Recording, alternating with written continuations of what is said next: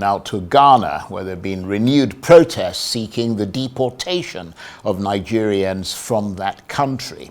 Large numbers of demonstrators took to the streets holding placards, various inscriptions alleging that Nigerians were behind armed robbery and violent attacks, mass prostitution, kidnappings, and ritual killings. In 1983, Nigeria's former president, Shehu Shagari, cited similar issues of rising crime and economic pressure as justification for the mass expulsion of more than 2 million undocumented Ghanaian immigrants. However, the deportation did not actually start with Nigeria. Ghana was the first to launch the onslaught, ordering 3 million migrants, mostly Nigerians, to leave Ghana in 1969. Well, Basharu Dele Momodu is a former PDP presidential aspirant and publisher of Ovation magazine who has lived in Ghana for nearly 30 years. He returned to Nigeria just yesterday from Ghana, and he joins me now on the line from Lagos. Basharu, great to see you as always. Thank you very much indeed for joining us. I mean, how hot are things for Nigerians at the moment in Ghana? Is there a sense of growing hostility towards Nigerians there? For now, I would say it's a bit exaggerated. You won't believe it. I've been in Ghana since Sunday morning, and I was not even aware that any such thing was happening in town until people started forwarding me the video that went viral. Yeah, these things happen every now and then, not just in Ghana, all over the world, especially in some parts of Africa, like South Africa, where there is this xenophobia about, Nigerians are dominating our economy. Nigerians are taking over our wives and our women. Nigerians are doing this and that. So that's to be expected. Nigeria is like the America of Africa. We're big, we're very flamboyant. Without sounding modest, Nigerians are among the richest people in the world. Forget about the poverty that we have around us. So it will happen every now and then. But I don't think it's as bad as it's been portrayed on social media. I've had the opportunity of speaking to the Nigerian side and the Ghanaian side, and this particular instance has to do with a Nigerian gentleman who said he wanted to establish his own kingdom on Ghanaian soil. And they said, no, Umba, we're not going to agree. You can't do it. He said he wants to celebrate the New Yam Festival. And they said, no, there is tension. We don't want you to do it. And they said, according to the Ghanaian side, he's insisting we do it. But what I learned as a young man is that when you are in Rome, you have to behave like Romans. I have lived in Ghana now for about 3 decades, and I have lived my life as quietly as possible, and I've not had any major issue.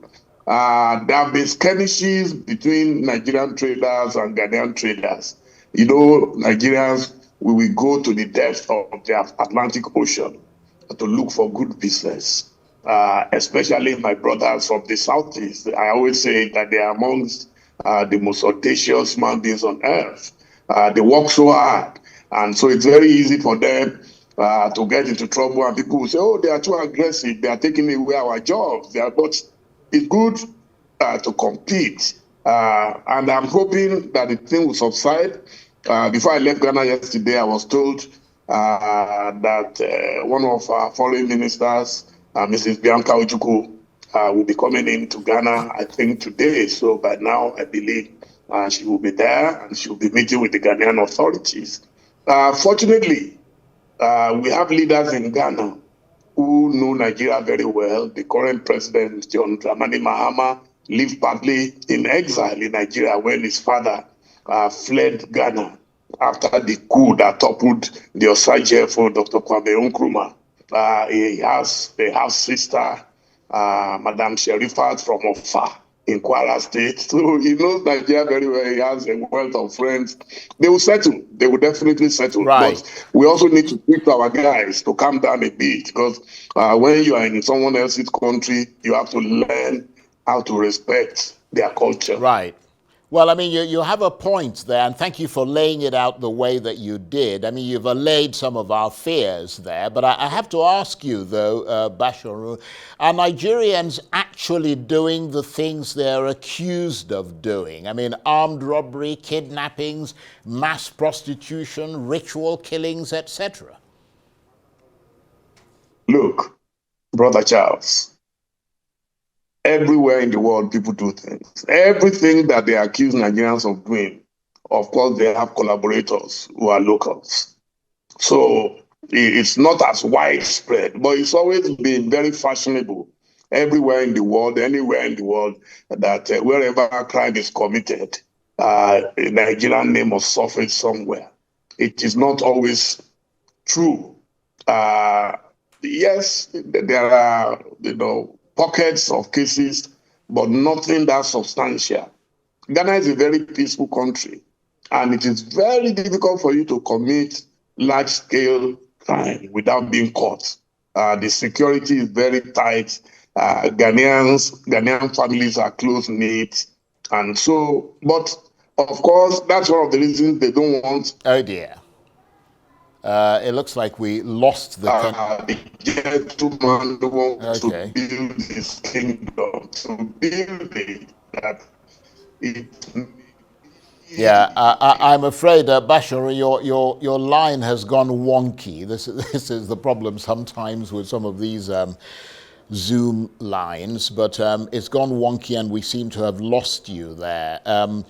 I was going to ask you about the fact that this is some kind of diplomatic back and forth that's been taking place over many decades now, because as we mentioned at the outset, in 1983, Nigeria's former president, Shehu Shagari, cited similar issues of rising crime and economic pressure as justification for the mass expulsion of more than 2 million undocumented Ghanaians, immigrants. And we're looking at those pictures now, which of course is from 1983, showing the kind of, massive upheaval it must have been for the Ghanaians who were in Nigeria at the time, who were forced to leave. But of course, that's not the first time that it had happened, because from what I understand, in 1969,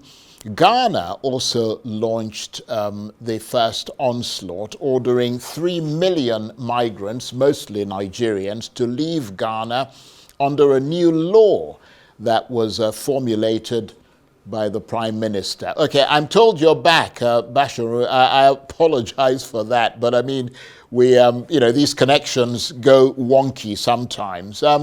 I was just mentioning the fact that this seems to be a kind of diplomatic back and forth, because it's not the first time these kinds of mass expulsions have been called for. I mean, in 1983, Shehu Shagari, the Nigerian president, expelled nearly 2 million Ghanaians and accusing them of all kinds of crimes, and that was when the Ghana Must Go bag, which has become the checkered bags that have become very popular, came into existence. I mean, do you see that simmering resentment still from the Ghanaians?